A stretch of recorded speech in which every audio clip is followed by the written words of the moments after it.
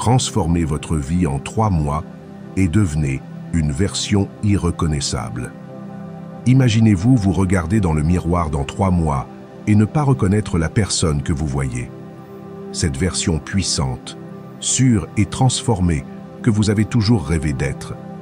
Que se passerait-il si je vous disais que vous êtes à seulement 90 jours de devenir quelqu'un de complètement nouveau, quelqu'un que tout le monde regardera avec admiration et respect? Il ne s'agit pas de magie ni de promesses vides. Il s'agit d'adopter des habitudes et des défis qui vous mèneront à un niveau que vous n'avez jamais imaginé. Aujourd'hui, commence votre voyage pour devenir irréprochable. Amis, avant de continuer, je veux que vous laissiez dans les commentaires la phrase « À partir d'aujourd'hui, je vis comme un véritable stoïque ». En l'écrivant, vous montrerez que vous êtes engagé sur ce chemin de transformation et de renforcement personnel. Grâce à cet acte simple, vous ferez le premier pas vers une nouvelle version de vous-même. Commençons ensemble ce voyage. Numéro 1. Votre zone de confort est votre cercueil. La zone de confort est un endroit que nous connaissons tous bien. C'est là où nous nous sentons en sécurité, protégés et à l'aise. Mais avez-vous déjà pensé à ce que cela signifie vraiment de rester là? C'est comme si vous étiez dans un cercueil. Cela vous limite, vous enferme et vous éteint lentement. Le pire, c'est que souvent, nous ne réalisons même pas que nous sommes piégés. Nous nous disons que c'est un endroit où nous sommes en sécurité, où il n'y a pas de risque. Mais la réalité est que la zone de confort est l'endroit où nos rêves meurent. La vie est un processus constant de changement et d'évolution. Et c'est précisément ce changement qui nous permet de grandir. En restant dans notre zone de confort, nous cessons de rechercher de nouvelles expériences, d'apprendre et de défier nos propres limites. C'est comme si nous décidions de nous contenter d'être moins que ce que nous sommes capables d'être. À quoi bon vivre une vie sans défi, sans tester nos limites? Chaque fois que vous êtes confronté à quelque chose qui vous met mal à l'aise, vous faites un pas en avant, vers la version la plus puissante et complète de vous-même. Pensez-y un instant. Les fois où vous avez le plus grandi, les fois où vous avez le plus appris, ce ne sont pas précisément ces moments où vous vous êtes senti mal à l'aise, hors de votre zone de confort. Lorsque vous êtes confronté à l'inconnu, lorsque vous vous forcez à faire quelque chose qui vous fait peur, c'est alors que vous découvrez vraiment de quoi vous êtes fait. Les leçons les plus précieuses de la vie ne se trouvent pas dans le confort, mais dans la lutte, la douleur et le dépassement. Prenons l'exemple de l'exercice physique. Au début, soulever des poids est inconfortable, voire douloureux. Mais c'est précisément cette douleur qui fait que vos muscles grandissent, se renforcent et deviennent plus résistants. Si vous soulevez toujours le même poids, vos muscles cessent de se développer, s'habituent et vous cessez de progresser. Il en va de même pour votre esprit, vos compétences, vos relations et chaque aspect de votre vie. La croissance ne se produit que lorsque vous osez défier vos limites et sortir de ce qui vous est familier. Alors, comment pouvez-vous sortir de votre zone de confort? Commencez par de petites actions. Vous n'avez pas à faire un changement radical du jour au lendemain. Commencez par faire des choses qui vous mettent un peu mal à l'aise chaque jour.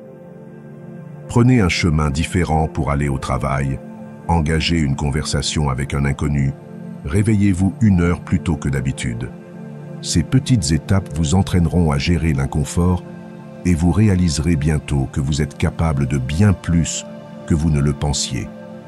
Il est facile de rester là où nous sommes, de nous contenter de ce que nous avons et de vivre une vie sans surprise.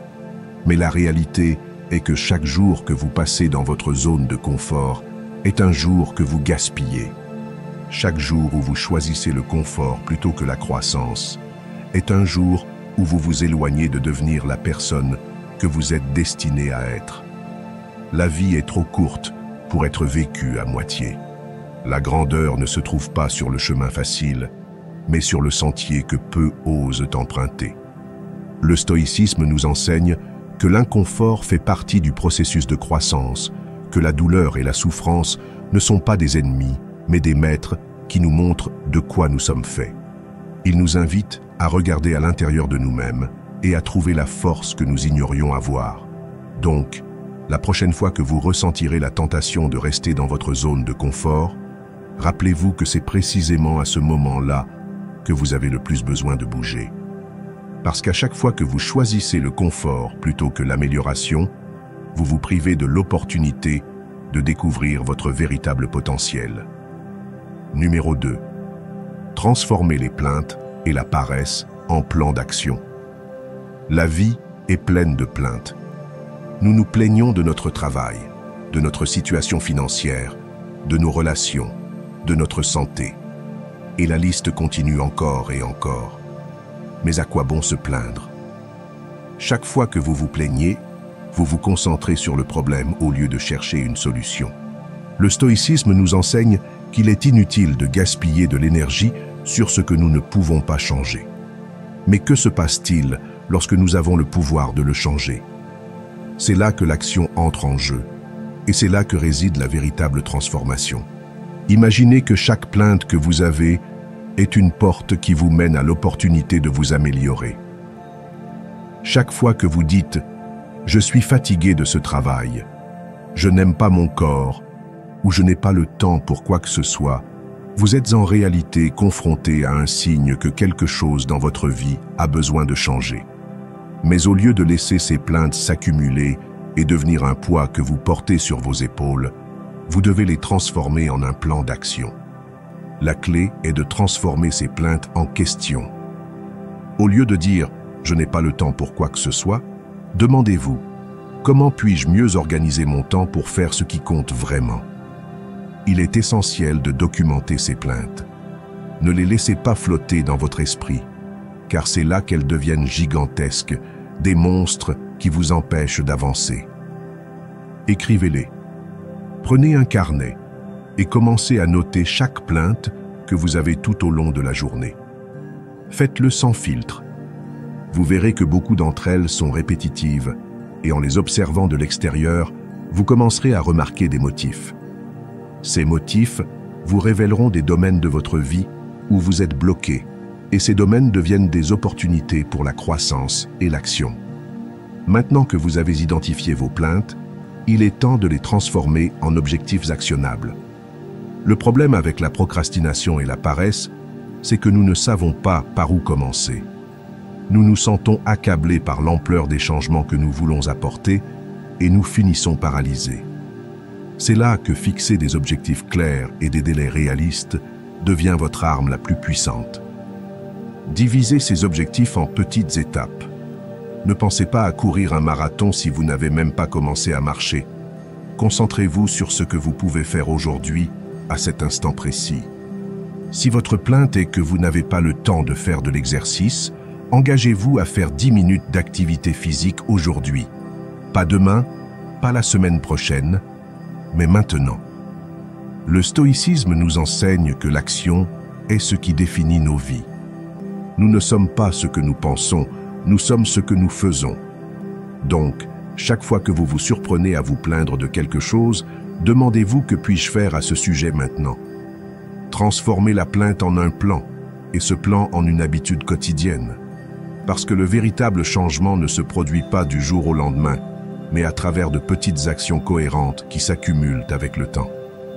Il est très facile de tomber dans le piège de la paresse.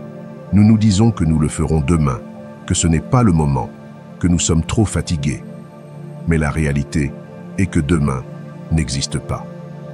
Le seul moment que vous avez est le présent, et chaque fois que vous retardez l'action, vous perdez l'opportunité de vous rapprocher de la vie que vous voulez vraiment. Alors, arrêtez d'attendre le moment parfait et commencez à agir maintenant. Parce que peu importe la petitesse du pas que vous faites, l'important est de le faire. La prochaine fois que tu te trouves en train de te plaindre, fais une pause et respire. Reconnais que tu as le pouvoir de changer cette situation. Tu n'es pas une victime des circonstances, tu es le créateur de ta réalité. Choisis de transformer cette plainte en un objectif, en un but clair, et engage-toi à faire le premier pas, peu importe sa taille, car c'est dans l'action que se trouve le véritable pouvoir. C'est la racine de la misère. Les attentes sont des pièges que nous nous imposons. Lorsque nous créons des attentes sur la façon dont les choses devraient être, sur la façon dont les autres devraient se comporter, ou même sur la façon dont notre propre chemin devrait être, nous ouvrons la porte à la déception et à la souffrance. Le problème est que lorsque nos attentes ne sont pas satisfaites, nous nous sentons frustrés, trahis, et dans le pire des cas, misérables. C'est comme si nous nous concentrions sur ce que nous croyons devoir se produire, au lieu d'accepter et d'apprécier ce qui est réellement. Combien de fois dans la vie as-tu attendu quelque chose de quelqu'un et cette personne n'a pas répondu à tes attentes? Peut-être que tu attendais un geste de remerciement, un mot gentil, ou simplement qu'il soit à la hauteur de ce que tu pensais qu'il devait être. Mais de qui est vraiment la faute? Ce n'est pas de l'autre personne, mais de toi, d'avoir déposé sur eux la responsabilité de répondre à une image que tu as créée dans ton esprit. À ce moment-là, tu leur as remis le pouvoir de ton bonheur. Le stoïcisme nous enseigne que la racine de la misère réside précisément dans ces attentes que nous plaçons sur les autres et sur le monde qui nous entoure. Maintenant, que se passe-t-il lorsque nous dirigeons ces attentes vers nous-mêmes? Nous nous imposons des normes inaccessibles, des objectifs qui, bien qu'ils ne soient pas impossibles, sont pleins de pression et d'exigence. Nous nous disons que nous devons être parfaits, que nous ne pouvons pas échouer, que nous devons toujours être à la hauteur. Et quand nous n'atteignons pas ce que nous nous sommes fixés, nous nous sentons échoués, comme si nous n'étions pas assez bons. Mais qui a dit que la vie consiste à suivre un scénario que nous avons écrit dans notre esprit? La vie est imparfaite, et c'est là que réside sa beauté. Lorsque nous laissons de côté les attentes, nous commençons à vivre la vie telle qu'elle est.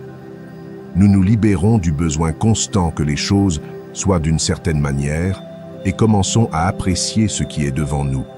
Les déceptions diminuent, car il n'y a plus d'idées préconçues qui les alimentent. Nous commençons à voir les choses avec clarté et à accepter que la réalité est changeante, que les gens sont imparfaits et que nous le sommes aussi. C'est à ce moment d'acceptation que nous trouvons la véritable paix. Je me souviens d'une fois où j'attendais une promotion au travail. J'avais travaillé dur, je m'étais efforcé au-delà de ce que je croyais possible et j'étais sûr que j'allais l'obtenir. Mais cela ne s'est pas produit. Au lieu de célébrer mes réalisations, je me suis senti déçu et amer, comme si tous mes efforts avaient été vains. C'est alors que j'ai réalisé que ma souffrance ne provenait pas de ne pas obtenir la promotion, mais de l'attente que j'avais créée à son sujet. Dès que j'ai lâché cette attente, j'ai pu voir clairement combien j'avais grandi, combien j'avais appris et combien j'étais allé loin, même sans la reconnaissance externe que j'attendais tant. Le voyage est ce qui compte, pas la destination.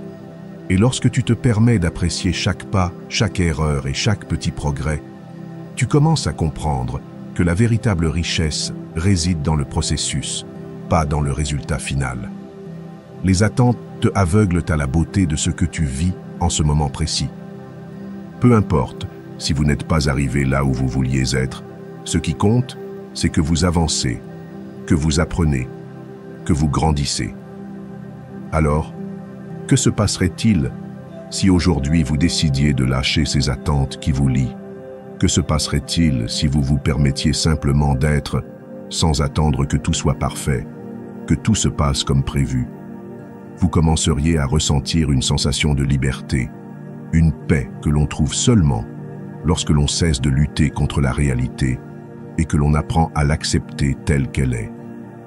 Le stoïcisme nous rappelle que nous ne pouvons pas contrôler ce qui se passe autour de nous, mais nous pouvons contrôler comment nous y répondons.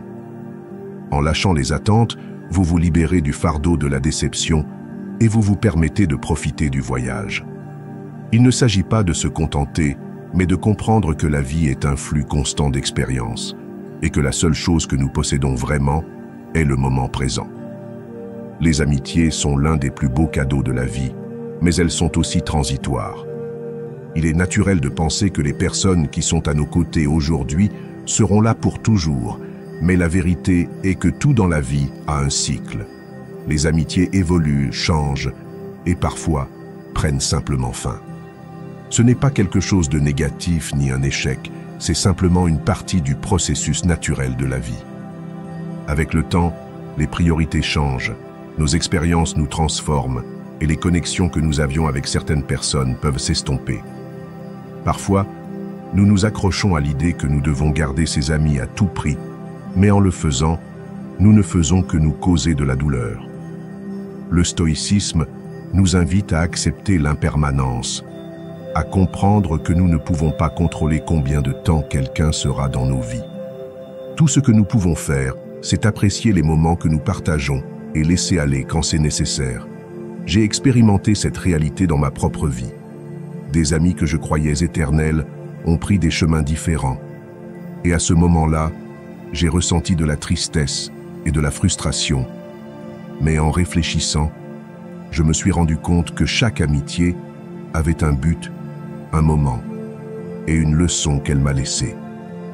Au lieu de pleurer leur départ, j'ai choisi de remercier pour ce qu'ils ont apporté à ma vie. J'ai appris que chaque personne qui croise notre chemin nous laisse quelque chose. Et c'est ce qui compte vraiment. Apprécier l'impermanence des amitiés vous permet de vivre avec gratitude. Au lieu de vous concentrer sur combien de temps quelqu'un sera à vos côtés, vous vous concentrez sur ce que vous pouvez partager avec eux dans le présent. Cette perspective vous libère du besoin de contrôle et vous permet de profiter pleinement de chaque expérience. Parce qu'à la fin, ce qui est le plus précieux dans une amitié n'est pas sa durée, mais la qualité des moments que nous partageons. Être votre propre meilleur ami est l'un des enseignements les plus importants que vous pouvez tirer de cette idée. Souvent, nous cherchons chez les autres la validation, le soutien et l'amour que nous devrions nous donner à nous-mêmes. Lorsque nous dépendons des autres pour nous sentir complets, nous devenons vulnérables à la déception. En revanche, si nous apprenons à être en paix avec nous-mêmes, à apprécier notre propre compagnie et à être notre principale source d'amour et de soutien, peu importe combien de personnes viennent et partent de notre vie, nous serons toujours bien. Il ne s'agit pas de devenir insensible ou méfiant. Il s'agit de comprendre que chaque personne a sa propre vie, ses propres batailles et son propre chemin. Parfois, ces chemins coïncident avec le nôtre pendant un certain temps et d'autres fois, ils se séparent. Et c'est bien. Le véritable défi est d'apprendre à accepter ce processus sans ressentiment, sans s'accrocher et sans se lamenter pour ce qui a été. Lorsque vous comprenez que les amitiés ne sont pas pour toujours, vous commencez à vivre avec une attitude plus ouverte, plus reconnaissante. Vous cessez de vous soucier de retenir les gens et commencez à vous concentrer sur la façon dont vous pouvez enrichir chaque relation tant qu'elle dure. Et ce faisant, vous ne devenez pas seulement un meilleur ami pour les autres, mais aussi pour vous-même. La vie est un voyage, et dans ce voyage, de nombreuses personnes viendront et partiront. Certaines laisseront des empreintes profondes, tandis que d'autres ne seront que de passage. L'important est de se rappeler qu'en fin de compte, c'est toi qui seras avec toi jusqu'à la fin. Être ton meilleur ami signifie être bienveillant envers soi-même, accepter ses erreurs et apprécier sa propre compagnie. Car, au final, la relation la plus durable que tu auras est avec toi-même, et c'est la seule qui doit vraiment être pour toujours. Numéro 5. Développer la capacité de se détacher. Le détachement est l'une des leçons les plus difficiles, mais les plus libératrices que nous puissions apprendre dans la vie. Nous sommes constamment accrochés à des choses, des personnes, des émotions et des habitudes qui, bien qu'elles ne nous apportent rien de positif, semblent nous définir. Nous croyons que nous avons besoin de tout cela pour être heureux, pour nous sentir complets. Mais la vérité est que souvent ce que nous avons le plus de mal à lâcher est ce qui nous empêche le plus d'avancer.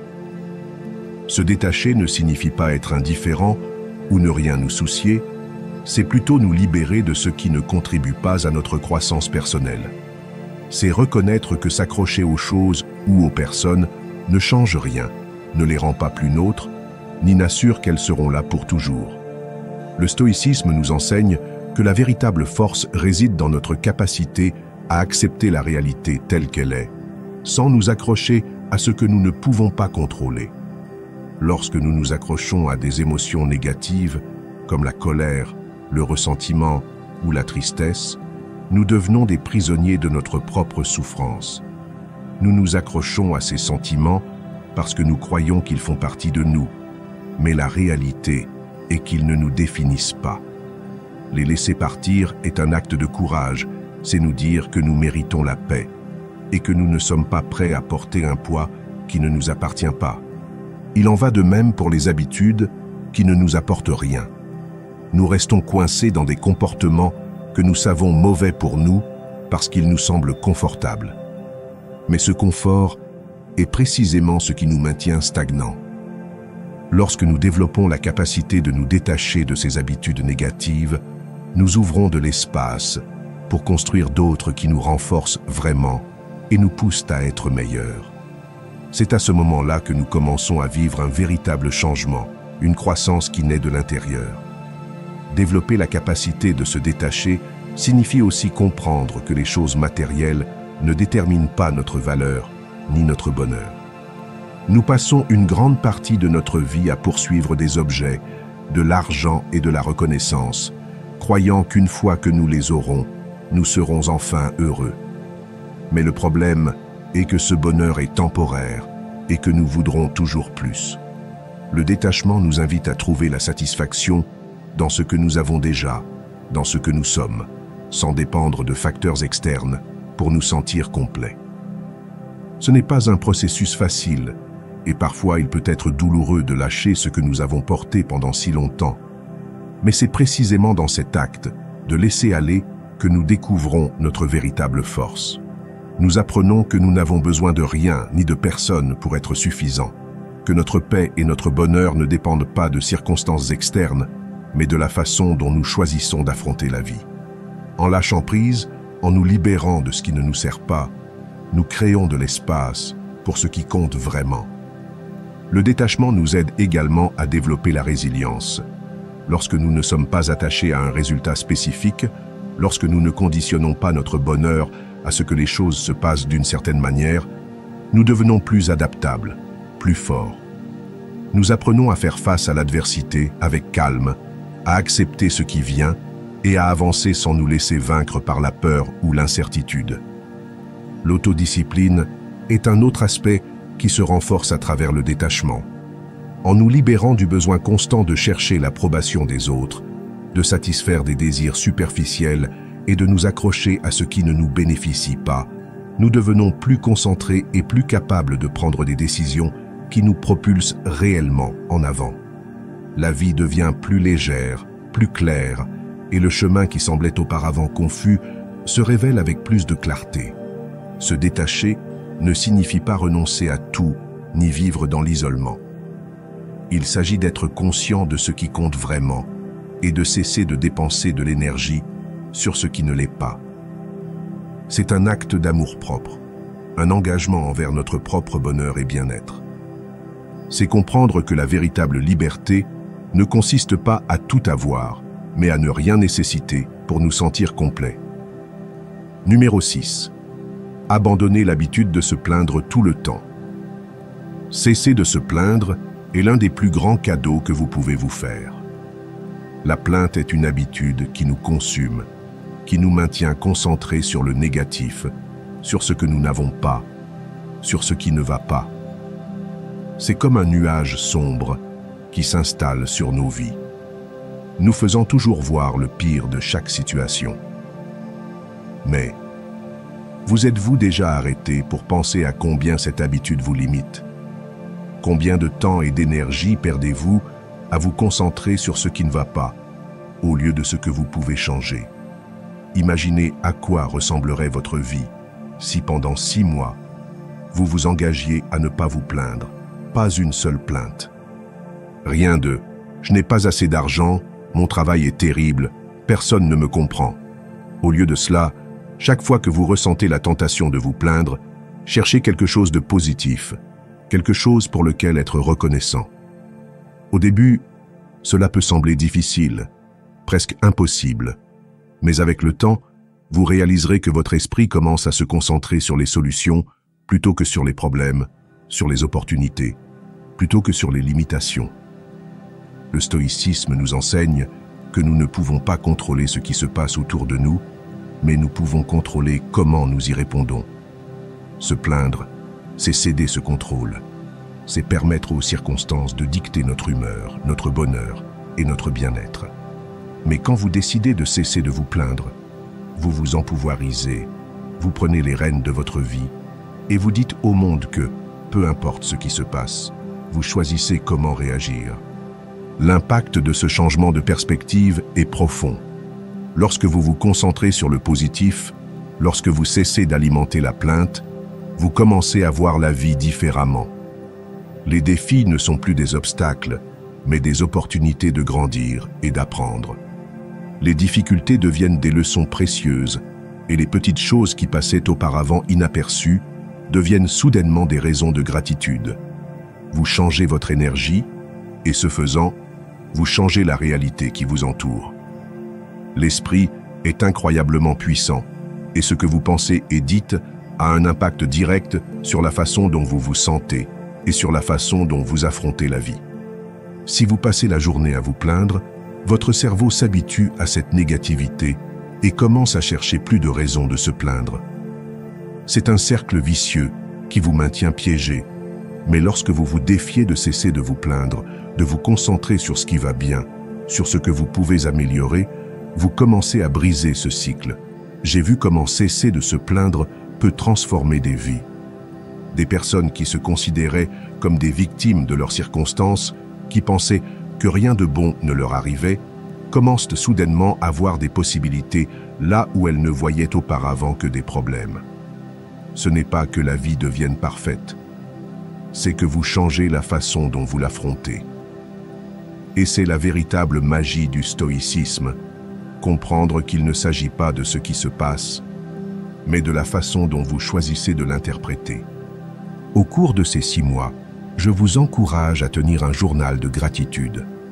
Chaque jour, écrivez 3 choses pour lesquelles vous êtes reconnaissant. Au début, cela peut être difficile de les trouver, surtout si vous êtes habitué à vous concentrer sur le négatif. Mais avec le temps, tu te rendras compte qu'il y a beaucoup plus de choses pour lesquelles être reconnaissant que tu ne le pensais. Ce simple acte de gratitude t'aidera à garder ton esprit concentré sur le positif, à rompre l'habitude de te plaindre et à créer une nouvelle façon de penser. La vie est trop courte pour la gaspiller en plainte. Chaque jour que tu passes à te plaindre est un jour que tu perds pour grandir, pour apprendre, pour profiter de tout ce que tu as. Alors, à partir d'aujourd'hui, fais un engagement envers toi-même. Arrête de te plaindre. Concentre-toi sur ce que tu peux contrôler, sur ce que tu peux améliorer et sur tout le bon qui t'entoure. Parce que lorsque tu choisis de voir le côté positif, lorsque tu cesses d'alimenter la plainte, tu découvres que la vie est beaucoup plus riche, plus pleine et plus belle que tu ne l'avais jamais imaginé. Numéro 7. La gratitude comme pilier central. La gratitude est l'un des piliers les plus puissants pour transformer notre vie. Lorsque nous apprenons à être reconnaissants, nous changeons notre façon de voir le monde et par conséquent, notre manière de vivre. Il ne s'agit pas seulement de remercier pour les grandes réalisations ou pour les moments de bonheur évidents. Il s'agit de trouver cette étincelle de gratitude même dans les petits détails que nous négligeons souvent.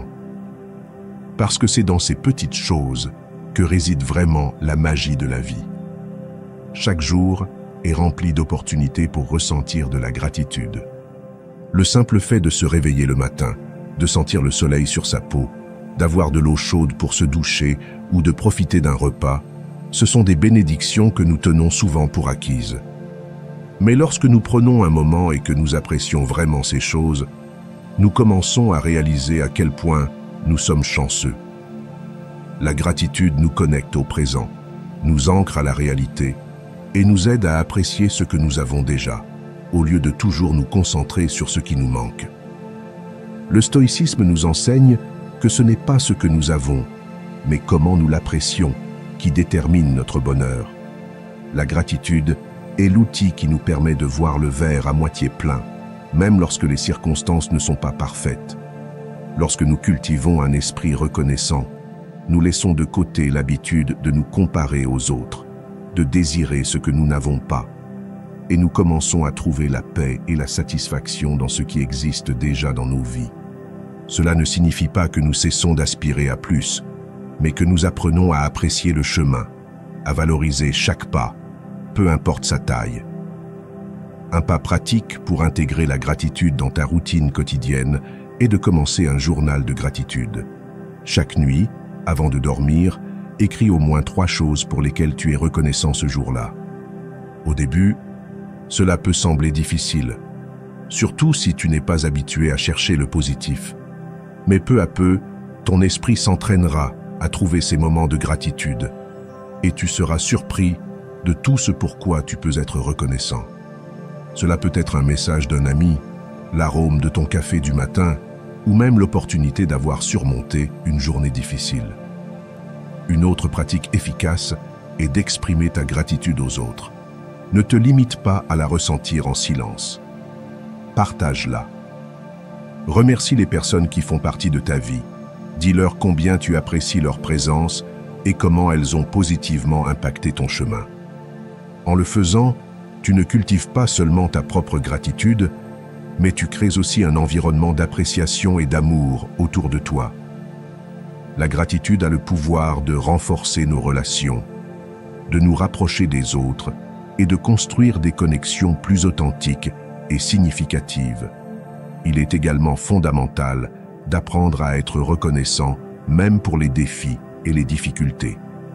Parfois, les expériences les plus douloureuses sont celles qui nous enseignent le plus, celles qui nous rendent plus forts et nous préparent à affronter la vie avec une nouvelle perspective.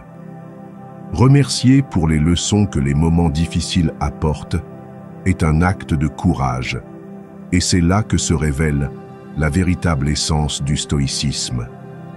Car au final, la vie ne consiste pas à éviter les problèmes, mais à trouver le courage et la sagesse pour les affronter avec gratitude. La gratitude transforme notre réalité car elle change notre perspective. Elle nous enseigne que peu importe à quel point les circonstances sont difficiles, il y a toujours quelque chose pour lequel nous pouvons être reconnaissants. En cultivant cette habitude, nous mettons de côté la plainte, le victimisme et adoptons une attitude de responsabilité et d'appréciation pour la vie.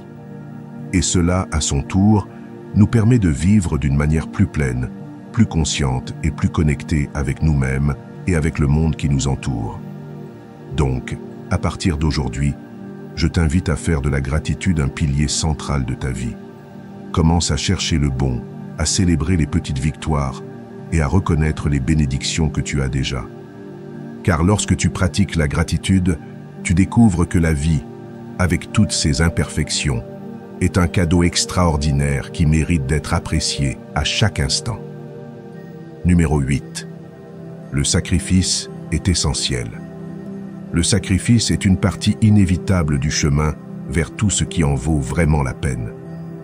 Dans un monde où nous cherchons constamment des raccourcis, des solutions rapides et le chemin le plus confortable, nous oublions que ce qui est le plus précieux dans la vie nécessite des efforts, de la dévotion et surtout la volonté de renoncer à quelque chose. C'est précisément à travers le sacrifice que nous découvrons de quoi nous sommes faits, que nous trouvons notre véritable potentiel et que nous nous rapprochons de la vie que nous désirons vraiment. Le stoïcisme nous enseigne que rien de réellement précieux ne s'obtient sans un prix. Chaque accomplissement, chaque objectif atteint implique de renoncer à quelque chose. Cela peut être le temps, l'énergie, le confort ou même la sécurité que nous ressentons en restant dans notre zone de confort. Mais c'est dans cet acte de lâcher prise, de se détacher de ce qui est facile, que nous trouvons la véritable satisfaction. C'est dans le sacrifice que se forgent les bases d'une vie authentique et pleine de sens. Je me souviens d'un moment de ma vie où j'ai dû prendre une décision qui a tout changé. J'avais un emploi stable, un bon salaire et le confort d'une routine que je connaissais par cœur. Mais au fond, Je sentais que je ne vivais pas en accord avec mon but, que je me contentais d'une vie qui ne me comblait pas. Prendre la décision de laisser cette sécurité, de sacrifier ce qui m'était confortable pour poursuivre ce que je voulais vraiment, a été l'un des moments les plus difficiles que j'ai affrontés, mais aussi l'un des plus libérateurs. En lâchant ce qui ne me servait plus, j'ai ouvert de l'espace pour quelque chose de bien plus grand et significatif. La réalité est que tu ne peux pas tout avoir. Si tu veux atteindre tes objectifs, si tu veux devenir la meilleure version de toi-même, tu devras faire des sacrifices. Tu devras renoncer aux plaisirs éphémères, aux distractions qui t'éloignent de ton but et, parfois, même à des personnes qui ne partagent pas ta vision. Cela peut être douloureux et, sur le moment, il peut sembler que tu perds plus que tu ne gagnes. Mais, à long terme, tu réalises que ces sacrifices sont ceux qui te mènent à une vie plus pleine, plus authentique et plus alignée avec ce qui compte vraiment pour toi. Le stoïcisme nous invite à identifier ce qui a vraiment de la valeur dans notre vie. Que veux-tu vraiment? Qu'est-ce qui te remplit de sens et de satisfaction? Une fois que tu le découvres, les sacrifices deviennent plus clairs, car tu comprends qu'il ne s'agit pas de perdre quelque chose, mais d'investir dans ce qui en vaut vraiment la peine. Chaque renonciation, chaque moment d'inconfort est un pas en avant, un rappel que tu es sur la bonne voie. La vérité est que souvent, nous nous accrochons à ce qui nous est familier parce que nous avons peur du changement, du sacrifice. Nous nous disons que nous ne pouvons pas laisser certaines choses derrière nous, que nous ne pouvons pas nous passer de certaines habitudes ou commodités. Mais que se passerait-il si tu réalisais que ce que tu sacrifies en restant dans ta zone de confort est bien plus précieux que ce que tu pourrais gagner en sortant? À la fin de la journée, le sacrifice est le prix que nous payons pour la grandeur. C'est la décision consciente de laisser aller ce qui ne nous sert pas, pour faire de la place à ce qui compte vraiment. Et quand tu te permets de faire ces sacrifices, quand tu oses affronter la douleur, l'inconfort et l'incertitude, tu découvres que tu es capable de bien plus que tu ne l'as jamais imaginé. Le sacrifice n'est pas une punition, c'est un acte d'amour-propre. C'est la démonstration la plus claire que tu es prêt à faire ce qu'il faut pour atteindre tes rêves, pour vivre une vie qui a du sens et un but. Alors identifie ce que tu veux vraiment et demande-toi ensuite qu'est-ce que tu es prêt à sacrifier pour y arriver. Parce qu'à la fin, le sacrifice est ce qui transforme nos aspirations en réalité et nous permet de vivre avec intégrité et authenticité. Numéro 9. Arrête de poursuivre l'amour. Arrêter de poursuivre l'amour est l'un des plus grands actes d'amour-propre que tu puisses réaliser. Dans la vie, nous nous retrouvons souvent à chercher désespérément quelqu'un qui nous complète, qui nous fait sentir précieux, comme si l'amour d'une autre personne était la réponse à toutes nos insécurités et à nos vides. Mais la vérité est que l'amour n'est pas quelque chose que l'on poursuit, mais quelque chose que l'on attire lorsque tu vis dans l'authenticité, lorsque tu te concentres sur le fait d'être la meilleure version de toi-même et de cultiver ton propre bonheur. Le problème de poursuivre l'amour est que, dans ce processus, nous cessons souvent d'être nous-mêmes. Nous devenons ce que nous pensons que les autres veulent que nous soyons. Nous nous adaptons, nous nous modelons et nous perdons notre essence. Mais le véritable amour, l'amour qui en vaut vraiment la peine, ne peut te trouver que lorsque tu es authentique, lorsque tu te montres tel que tu es avec toutes tes vertus et défauts, car c'est dans cette authenticité que réside la beauté d'une connexion réelle. Je me souviens d'un moment de ma vie où je pensais que si je n'avais personne à mes côtés, alors quelque chose n'allait pas chez moi. Je sortais, je cherchais, j'essayais de m'intégrer, et la seule chose que j'arrivais à faire était de me sentir plus seul, plus perdu. C'est au moment où j'ai décidé d'arrêter de poursuivre l'amour et de commencer à me concentrer sur moi-même, sur mes rêves, sur mes passions, que tout a changé. J'ai commencé à apprécier ma propre compagnie, à trouver de la satisfaction dans mes réalisations et à découvrir que je n'avais besoin de personne d'autre pour me sentir complet. Le stoïcisme nous enseigne que nous ne pouvons pas contrôler ce que les autres pensent, ressentent ou font. L'amour n'est pas quelque chose que l'on force, que l'on négocie ou que l'on manipule.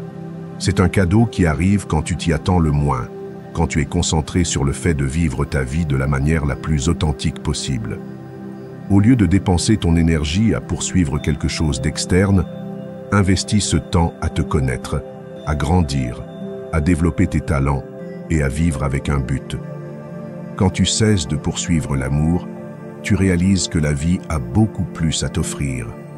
Tu commences à remarquer les petites choses, à apprécier les moments de solitude, à construire une vie qui te rend heureux par toi-même. Et c'est précisément dans cet état de plénitude, dans cet espace où tu n'as plus besoin de personne pour te sentir bien, que le véritable amour a la chance de te trouver. Parce que l'amour le plus authentique surgit lorsque deux personnes qui sont déjà complètes décident de partager leur vie, non pas parce qu'elles en ont besoin, mais parce qu'elles le désirent. Cesser de poursuivre l'amour ne signifie pas que tu dois te fermer ou devenir insensible. Au contraire, cela signifie que tu es ouvert à le recevoir, mais que tu n'en dépends pas pour être heureux. C'est un changement de perspective, une décision consciente de ne pas mettre ta valeur entre les mains d'une autre personne. Quand tu te permets d'être heureux avec toi-même, quand tu trouves de la joie dans ta propre croissance, l'amour qui arrive est beaucoup plus pur, beaucoup plus réel. L'amour n'est pas le but, c'est le résultat de vivre de manière authentique et d'être fidèle à qui tu es. En cessant de le poursuivre, tu te donnes l'opportunité de construire une vie pleine de sens, une vie qui attire les bonnes personnes, celles qui te valorisent vraiment pour ce que tu es. Parce qu'à la fin, l'amour qui en vaut la peine n'est pas celui que tu cherches, mais celui que tu trouves quand tu es occupé à t'aimer toi-même. Patav 2. La plupart du temps, la majorité a tort. La plupart du temps, la majorité a tort. Nous vivons dans un monde où nous suivons les tendances, où nous nous sentons à l'aise d'être partie de la foule, parce que nous croyons qu'il y a de la sécurité dans les nombres. Mais si nous prenons le temps de réfléchir à combien de fois l'histoire a prouvé que la majorité avait tort, nous réalisons que simplement suivre ce que tout le monde fait n'est pas une garantie de vérité ni de justesse. 11e. Pense à des moments comme la croyance que la Terre était plate, une idée acceptée par la grande majorité pendant des siècles. Il a fallu que quelques courageux, prêts à défier l'opinion populaire, remettent en question cette croyance pour que l'humanité avance. Un autre exemple est lorsque Galilée a affirmé que la Terre tournait autour du Soleil et non l'inverse. Il a été persécuté, condamné par la majorité qui ne pouvait concevoir une idée défiant ses croyances établies. Mais à la fin, sa vérité a prévalu. Ces exemples nous montrent que souvent le fait que beaucoup croient en quelque chose ne signifie pas que c'est vrai. Le stoïcisme nous invite à penser de manière critique, à ne pas nous laisser emporter par le courant, à remettre en question ce qui nous est présenté comme vérité. Il est facile de se sentir à l'aise en suivant ce que les autres font, car cela nous donne un sentiment d'appartenance, mais le confort n'est pas synonyme de vérité. Et souvent, ce qui est populaire est ce qui nous sert le moins pour notre croissance personnelle. Nous devons apprendre à remettre en question, à défier les normes sociales, à ne pas nous conformer simplement parce que tout le monde le fait. Lorsque nous laissons la majorité dicter comment nous devons penser, agir ou vivre, nous remettons notre pouvoir, notre capacité à décider par nous-mêmes. Nous devenons des marionnettes des opinions et des attentes des autres. Mais la véritable liberté se trouve dans la capacité à chercher notre propre vérité, à penser par nous-mêmes et à ne pas avoir peur d'être différent. Parce qu'être différent ne signifie pas avoir tort, cela signifie souvent être sur la bonne voie. J'ai vu dans ma propre vie comment suivre l'opinion de la majorité m'a conduit à prendre des décisions qui n'étaient pas alignées avec qui je suis vraiment. J'ai fait des choses parce que tout le monde autour de moi les faisait. J'ai accepté des croyances parce que c'était celles qui étaient attendues. Et je me suis contenté de moins parce que c'était ce qui semblait normal. Mais au moment où j'ai commencé à remettre en question, à défier ce qui était attendu de moi et à chercher ma propre vérité, j'ai expérimenté une liberté que je n'avais jamais connue. J'ai commencé à vivre selon mes valeurs, à prendre des décisions basées sur ce qui m'importe vraiment et non sur ce que les autres pensaient que je devrais faire. Chercher sa propre vérité est un acte de courage, car cela signifie être prêt à aller à contre-courant, à faire face au rejet et à être incompris. Mais c'est précisément dans cette quête que nous trouvons notre vrai moi, où nous découvrons ce qui compte vraiment et où nous grandissons en tant qu'individus. Il ne s'agit pas d'être rebelle pour le simple fait de l'être, mais d'être authentique, de vivre selon ce que nous croyons et non selon ce qu'on nous dit que nous devrions croire. La plupart suivra ce qui leur semble le plus facile, ce qui leur donne un sentiment de sécurité et de conformité. Mais si tu veux vivre une vie qui ait vraiment du sens, tu dois être prêt à défier ce confort, à remettre en question ce que la majorité accepte sans réfléchir, et à chercher ta propre vérité, car au final, ce qui définit ta vie n'est pas ce que pensent les autres, mais ce que tu choisis de croire et comment tu décides de vivre. L'histoire nous a montré maintes fois que la majorité peut avoir tort, alors n'aie pas peur d'être cette voix qui questionne, qui cherche, qui défie. Car c'est dans cet acte de penser par soi-même que tu trouveras la vérité qui te rendra libre et la vie que tu veux vraiment vivre. 11. La patience est pouvoir. La patience est l'une des vertus les plus puissantes que nous puissions développer dans un monde qui va à toute vitesse. Nous vivons à une époque où tout est à portée de clic, où la gratification instantanée est devenue la norme et où l'idée d'attendre quelque chose semble presque une punition. Mais la réalité est que les choses qui en valent vraiment la peine, celles qui ont un impact profond et durable sur nos vies, ne s'obtiennent pas du jour au lendemain. Elles nécessitent du temps, des efforts et surtout de la patience. La véritable grandeur ne s'atteint pas en un instant. Pense aux grandes réalisations de l'histoire, aux personnes qui ont laissé une empreinte indélébile dans le monde. Elles ne sont pas arrivées là où elles sont du jour au lendemain. Derrière chaque succès se cachent des années de travail, d'échecs, de persévérance et surtout de patience. La patience est ce qui nous permet d'avancer lorsque les résultats ne viennent pas immédiatement, lorsque nos efforts semblent ne pas porter leurs fruits. C'est la capacité de comprendre que chaque pas, aussi petit soit-il, nous rapproche un peu plus de nos objectifs. Le stoïcisme nous enseigne que la patience est pouvoir, car elle nous permet d'accepter ce que nous ne pouvons pas contrôler et d'attendre calmement ce que le temps a réservé pour nous. Il nous invite à voir la vie comme un processus, à comprendre que tout ne se produit pas au moment que nous souhaitons et que souvent ce que nous désirons le plus se manifeste lorsque nous sommes prêts à le recevoir. C'est dans cet espace d'attente que se forge notre caractère, où nous apprenons à être résilients et à faire confiance au fait que tout a son moment. Pour cultiver la patience dans notre vie quotidienne, il est essentiel d'apprendre à être conscient de nos pensées et de nos émotions. Chaque fois que tu ressens le besoin d'obtenir quelque chose immédiatement, arrête-toi et demande-toi « Pourquoi suis-je si pressé? Que suis-je vraiment en train de chercher ?» En prenant un moment pour réfléchir, tu te rendras compte que souvent l'urgence n'est qu'un reflet de notre anxiété, de notre désir d'éviter l'inconfort d'attendre. Mais lorsque tu te permets de ressentir cet inconfort et de l'accepter, tu découvres qu'il n'est pas si terrible que tu le pensais. Une autre façon pratique de développer la patience est d'apprendre à apprécier le processus. Au lieu de t'obséder sur le résultat final, concentre-toi sur chaque étape du chemin, sur chaque petit progrès que tu fais. Célèbre tes avancées, aussi minimes soient-elles, et reconnais que chaque jour où tu persévères est un jour de plus près de tes objectifs. La patience ne signifie pas résignation, mais avoir la force de continuer malgré les difficultés, sachant que ce que vous construisez en vaut la peine. Dans la vie quotidienne, il y a de nombreuses occasions de pratiquer la patience. Lorsque vous êtes coincé dans le trafic, au lieu de vous frustrer, profitez de ce moment pour réfléchir, écouter un podcast ou apprécier votre propre compagnie. Lorsque vous faites face à un défi au travail ou dans vos relations, rappelez-vous que les solutions n'arrivent pas toujours immédiatement et que chaque obstacle est une opportunité de grandir. La patience est comme un muscle. Plus vous la pratiquez, plus elle devient forte.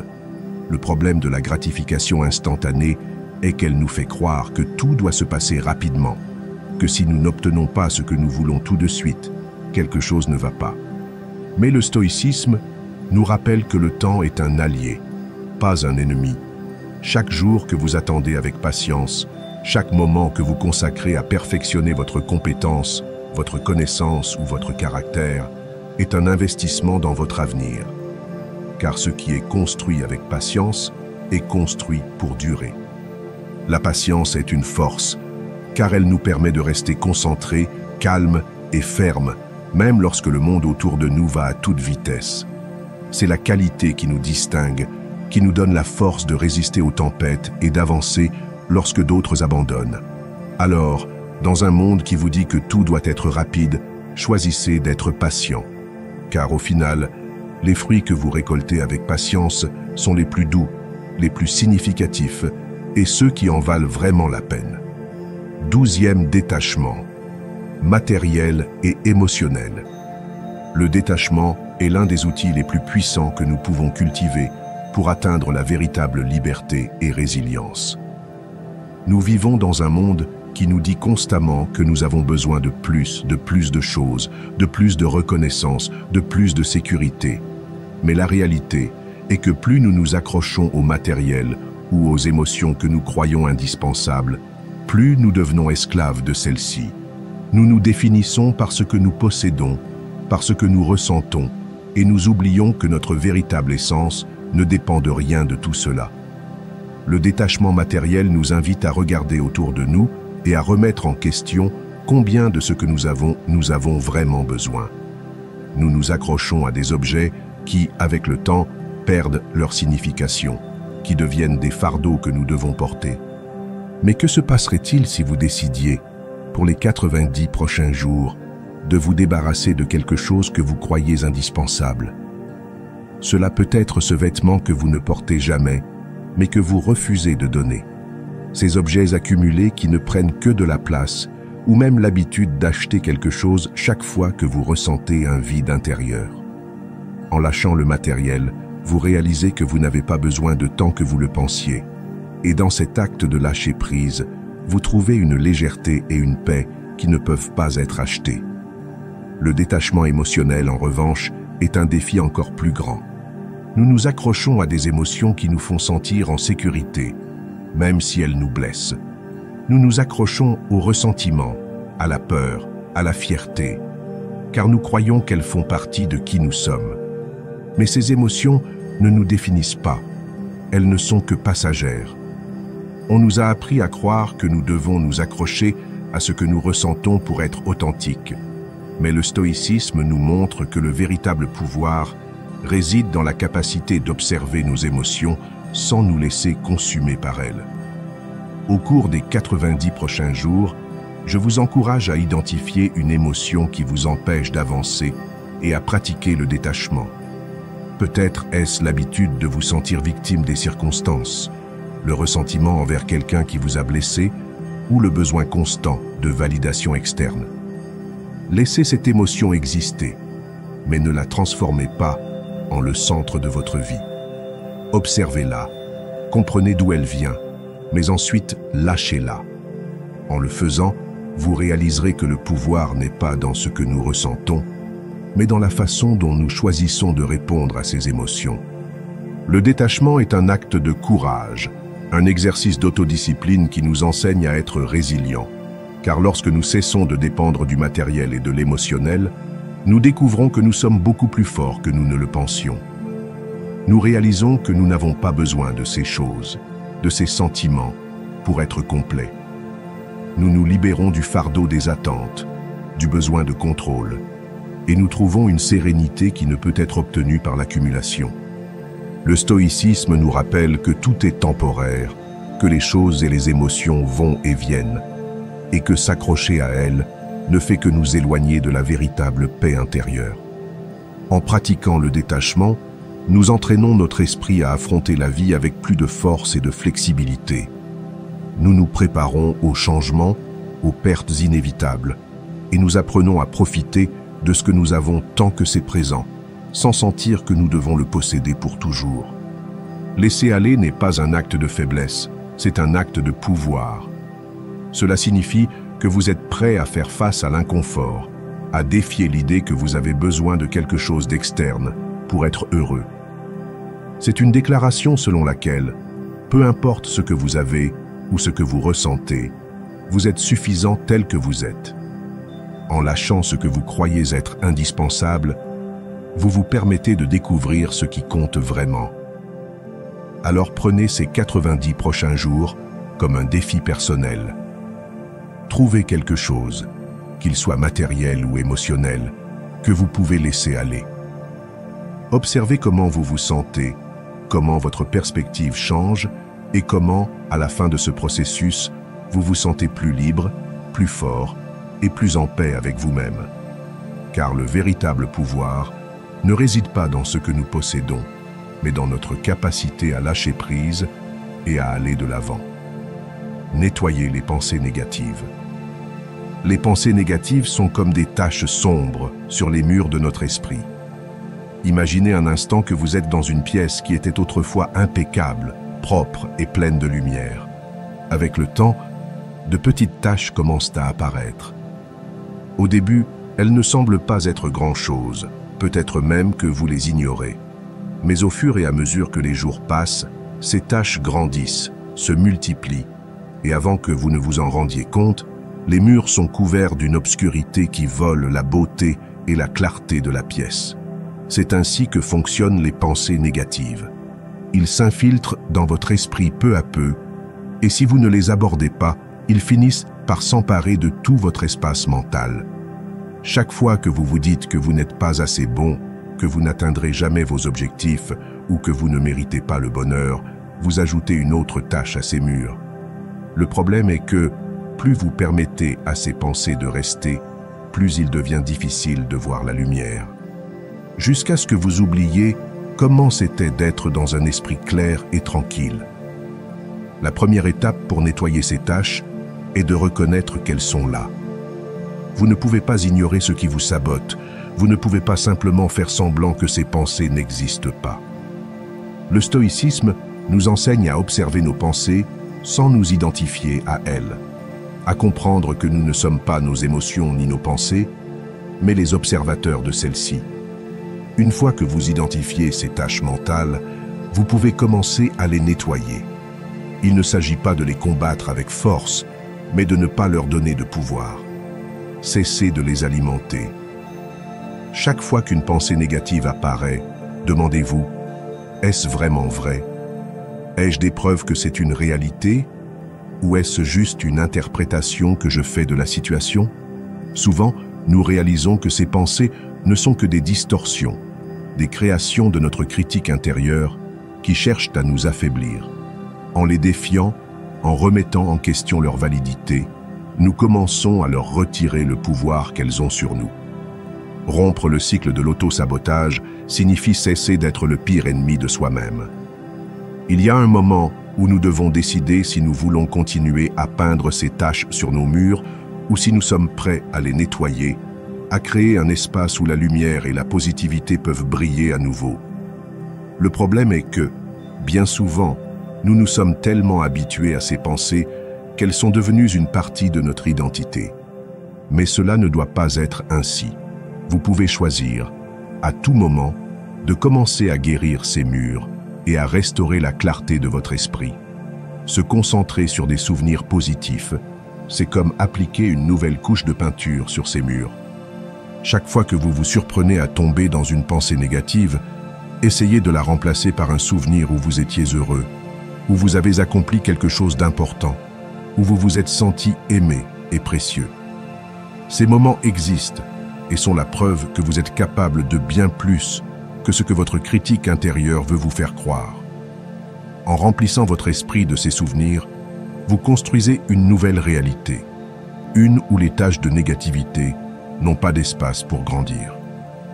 Le critique intérieur est l'un des ennemis les plus persistants que nous devrons affronter dans la vie. Il est toujours là, prêt à souligner nos erreurs, nos faiblesses et à nous rappeler nos échecs. Mais le stoïcisme nous enseigne que nous pouvons faire taire cette voix. Il ne s'agit pas de l'éliminer complètement, car elle sera toujours là, mais de réduire son volume, de ne pas y prêter trop d'attention. Chaque fois que le critique intérieur essaie de vous abattre, répondez avec compassion. Rappelez-vous que vous êtes humain, que vous êtes en processus de croissance et que vous méritez le même amour et le même respect que vous donneriez à un être cher. Nettoyer les pensées négatives est un processus quotidien. Cela ne se fait pas du jour au lendemain, mais chaque petit acte d'amour de soi, chaque fois que vous choisissez de vous concentrer sur le positif, est comme un coup de pinceau de lumière qui commence à effacer ces taches sombres. Et avec le temps, vous réaliserez que la pièce de votre esprit brille à nouveau, pleine de clarté, de paix et d'une force que personne ne peut vous enlever. 14. Agissez dans votre vie. La vie n'attend pas que vous soyez prêt, que le moment soit parfait ou que la peur disparaisse. Le temps continue d'avancer et chaque jour qui passe est une opportunité qui ne revient pas. C'est pourquoi il est essentiel d'agir, de faire ce premier pas, même lorsque la peur vous paralyse ou lorsque l'incertitude vous murmure que vous ne pouvez pas le faire. La réalité est que le changement, le véritable changement, n'arrive que lorsque vous osez bouger, lorsque vous décidez que, quoi qu'il arrive, vous allez prendre le contrôle de votre vie. Le stoïcisme nous enseigne que l'action est ce qui définit qui nous sommes. Peu importe combien de rêves vous avez, combien de plans vous écrivez, ou combien de fois vous visualisez votre avenir idéal, si vous ne faites rien à ce sujet, vous resterez exactement au même endroit. Nous restons souvent coincés dans l'analyse, à la recherche de la perfection, avant de faire le premier pas. Mais la perfection est un mythe, une excuse que nous utilisons pour éviter de faire face à la peur de l'échec, la peur de ne pas être assez bon.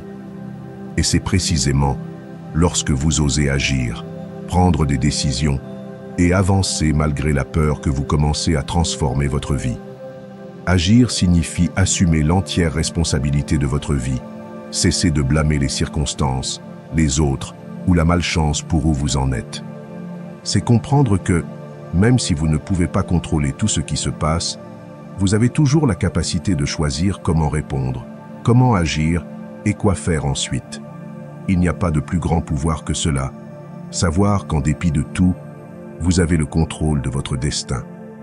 Chaque jour où vous choisissez de ne pas agir, vous choisissez de rester au même endroit. Chaque excuse que tu te dis est une barrière que tu construis pour ne pas avancer. Mais quand tu commences à agir, même dans les petits détails, tu te rends compte qu'il ne s'agit pas de faire de grands sauts, mais d'avancer, de continuer, de faire ce qui est à ta portée aujourd'hui. Chaque action que tu prends, si petite soit-elle, a un effet cumulatif. C'est comme une boule de neige qui, avec le temps, devient une force imparable. L'inconfort est un signe que tu es en train de grandir, que tu sors de ta zone de confort et que tu fais face à l'inconnu. Au lieu de l'éviter, embrasse-le. Laisse-le te rappeler que tu es vivant, que tu prends des décisions qui ont un impact réel sur ta vie. Car la vérité est que rien de grand ne s'accomplit sans inconfort. Le confort est l'ennemi du progrès. C'est l'endroit où les rêves vont mourir. Agir nécessite du courage, et ce courage est ce qui te mènera à atteindre tes objectifs. La vie ne s'arrêtera pas pour attendre que tu te sentes en sécurité, que tu te sentes prêt. N'attends pas que tout soit parfait, que les étoiles s'alignent. Décide aujourd'hui que tu vas faire quelque chose, que tu vas avancer malgré tes doutes, tes peurs et tes insécurités. Car chaque pas que tu fais, si petit soit-il, te rapproche de la vie que tu veux, de la personne que tu souhaites être. Prendre la responsabilité de ta vie signifie accepter que personne d'autre ne le fera à ta place. Que tu ne peux pas attendre que les choses changent d'elles-mêmes ou que quelqu'un d'autre te sorte de l'endroit où tu es. C'est à toi de prendre la décision d'agir, de bouger, de créer ta propre réalité. Et c'est l'une des leçons les plus puissantes du stoïcisme. Comprendre que tu es l'architecte de ton destin. Arrête d'attendre, arrête de procrastiner. La vie se vit dans l'action, dans le mouvement, dans la capacité de prendre des décisions et de faire face aux conséquences avec courage. Alors, commence aujourd'hui. Peu importe la taille du premier pas, l'important est de le faire. Car le véritable échec n'est pas de faire des erreurs, mais de rester immobile, à regarder le temps passer en attendant le moment parfait. L'action est le pont entre ce que tu es et ce que tu peux devenir. C'est le chemin vers une vie de but, de croissance et de satisfaction. Numéro 15. Réfléchis à ta mortalité. Memento mori. Memento mori, souviens-toi que tu vas mourir. C'est l'un des enseignements les plus puissants du stoïcisme. Et bien que cela puisse sembler sombre à première vue, c'est en réalité une invitation à vivre de manière plus pleine et authentique. En nous rappelant notre mortalité, nous faisons face à la réalité que le temps que nous avons est limité, et cette compréhension change notre façon de voir la vie. Cela nous secoue de l'apathie, de la procrastination et de la fausse idée que nous avons tout le temps du monde pour faire ce que nous voulons. Chaque jour est un cadeau qui n'est pas garanti, mais il est facile de tomber dans le piège de la routine, en pensant qu'il y aura toujours un demain, qu'il y aura une autre occasion de dire ce que nous ressentons, de faire ce que nous aimons, de vivre comme nous le souhaitons vraiment. Mais la vérité est que nous ne savons pas combien de jours il nous reste. Réfléchir à notre mortalité nous permet de valoriser chaque moment, chaque expérience, et nous oblige à nous demander: est-ce que je vis de la manière dont je désire vraiment? Est-ce que je consacre mon temps à ce qui compte? Le stoïcisme nous enseigne que la vie n'est pas infinie, et c'est précisément cette finitude qui lui donne sa valeur. Lorsque nous nous rappelons que notre temps est limité, nous cessons de tenir pour acquis les personnes que nous aimons, les opportunités que nous avons et les expériences qui nous enrichissent. Nous devenons plus conscients de nos décisions et plus sélectifs sur la façon et avec qui nous voulons passer notre temps. La question qui se pose est: si aujourd'hui était ton dernier jour, serais-tu satisfait de la façon dont tu as vécu? Memento mori n'est pas un appel à vivre dans la peur ou le désespoir, mais à vivre avec un but. Nous remettons souvent nos rêves, nos passions, en pensant qu'il y aura un moment parfait pour les réaliser. Mais ce moment n'existe pas. La vie se déroule en ce moment même, à cet instant, et en nous rappelant notre mortalité, nous gagnons le courage de poursuivre ce que nous voulons vraiment, de mettre de côté la peur de l'échec et de vivre d'une manière qui reflète notre véritable être. Lorsque vous réfléchissez à votre mortalité, vous réalisez que les problèmes qui vous préoccupaient tant ne sont pas si importants. Les opinions des autres, les petites contrariétés du quotidien et les préoccupations superficielles perdent leur pouvoir sur vous. À la place, vous vous concentrez sur ce qui compte vraiment, sur les connexions que vous avez, sur l'impact que vous laissez, sur les moments de joie et sur les expériences qui vous font sentir vivant. Ce rappel constant de notre fragilité nous enseigne également à être plus compatissants, tant envers les autres qu'envers nous-mêmes. Nous naviguons tous dans la vie sans garantie, et cela nous unit dans notre humanité. En nous rappelant que la vie est courte, il est plus facile de mettre de côté le ressentiment, l'orgueil et le besoin d'avoir toujours raison. Nous apprenons à valoriser le présent, à pardonner et à être reconnaissant pour chaque occasion que nous avons de partager un moment avec quelqu'un. L'exercice de Memento Mori peut être simple. Il peut être aussi simple que de prendre une minute chaque matin pour se rappeler que ce jour est unique et qu'il ne reviendra jamais. Ou avant de dormir, réfléchir à la façon dont vous avez vécu aujourd'hui, si cela a été en accord avec vos valeurs et vos rêves. Cette habitude vous aidera à garder une perspective claire, à ne pas laisser la vie vous échapper et à vous rappeler qu'à la fin, il ne s'agit pas de combien de jours nous vivons, mais de combien de vies nous mettons dans chaque jour. Alors arrêtez de remettre à plus tard, arrêtez d'attendre le moment parfait.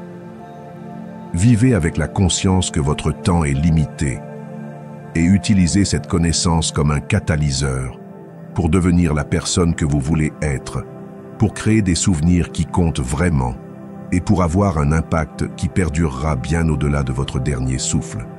Car lorsque nous acceptons notre mortalité, c'est alors que nous commençons vraiment à vivre. Et avant de vous dire au revoir, je veux que vous réaffirmiez votre engagement en laissant dans les commentaires la phrase « À partir d'aujourd'hui, je vis comme un véritable stoïque ». Ce sera une déclaration que vous êtes prêt à relever ce défi et à vous transformer en la meilleure version de vous-même. Rappelez-vous, chaque jour est une nouvelle opportunité de grandir et de devenir plus fort. On se voit dans la prochaine vidéo.